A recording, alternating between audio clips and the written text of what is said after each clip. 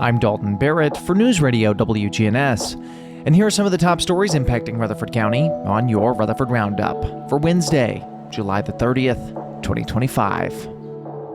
The Tennessee Valley Authority reported $9.8 billion in total operating revenues for the 9 months ending June 30th, 2025, marking an 11% increase over last year. The boost came from higher electricity rates and a 3% growth in sales, driven in part by increased usage from residential customers and sectors like data processing. TVA President and CEO Don Mole noted that the agency is focused on meeting population and industrial growth with major capital investments in nuclear, gas, and renewable resources. Despite increased fuel and operational expenses, net income rose thanks to strategic asset additions and disciplined financial planning. TVA's long-term goals include 6,200 megawatts of new dispatchable generation, including 1,900 megawatts already added across Kentucky, Alabama, and Tennessee, a move vital to powering rapidly expanding areas like Rutherford County. Meanwhile, in Murfreesboro, Lee Smith has been appointed Deputy Director of Transportation and City Traffic Engineer. Smith brings nearly 3 decades of engineering experience, including significant roles at the Tennessee and Florida Departments of Transportation. His recent leadership in TDOT's I-24 Smart Corridor and traffic signal modernization programs position him well to tackle Murfreesboro's growing transportation demands. Transportation Director Jim Kerr praised Smith's experience in guiding mobility efforts in a city known for its advanced traffic control systems. With Murfreesboro's rapid growth, Smith's role will be critical in keeping traffic flowing efficiently and safely throughout the community. Middle-class families in Rutherford County and the greater Nashville, Murfreesboro, Franklin area are benefiting from one of the lowest tax burdens in the nation, according to a new study by Upgraded Points. The report reveals that the effective tax rate for a typical 2-parent, 2-child household in the region is just 10%, ranking it 51st out of 54 large U.S. metro areas in terms of tax burden. A middle-class family earning $102,316 annually would retain approximately $92,049 after federal and state income taxes.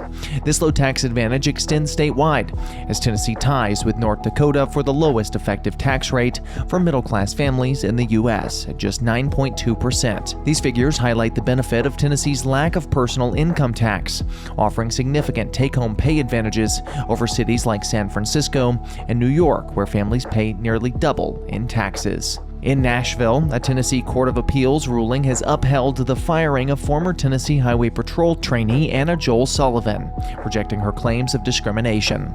Sullivan, a Russian-born woman terminated in 2019, alleged that she was dismissed due to age, sex, and national origin.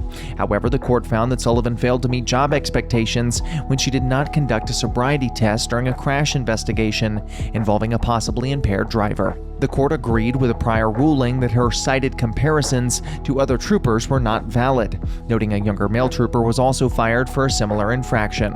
Remarks about her origin were deemed insufficient to prove bias, especially as they were made by individuals unrelated to her termination. A newly formed task force is exploring how Tennessee could fund public education if federal support were eliminated. The Joint Federal Education Deregulation Cooperation Task Force, comprised of Republican lawmakers, met for the first time this week to assess the potential impact of losing nearly $2.5 billion in annual funding for K-12 education. Tennessee ranks 16th in per-pupil federal education funding, making the discussion especially relevant to counties like Rutherford, where school systems rely heavily on these resources. Senator Dawn White of Murfreesboro questioned whether the state would be able to cover the funding gap, while fiscal analysis deferred, saying more data would be needed. Representative Ronnie Glenn expressed concerns that without federal funds, programs would be cut and local governments would bear the burden. "We're really in a pickle here," he said, pointing to Tennessee's declining sales tax revenues and a lack of precedent to cover such shortfalls. Republicans on the task force, however, voiced optimism, asserting that the state remains committed to educating all students regardless of federal involvement. Meanwhile, Murfreesboro's Middle Tennessee State University Aerospace Department returned from the prestigious 20 2025 EAA Air Venture in Oshkosh, Wisconsin, where it showcased its Diamond DA-40 training aircraft and highlighted its nationally respected aviation program. Nearly 700,000 attendees and over 10,000 aircraft took part in the world's largest aviation event.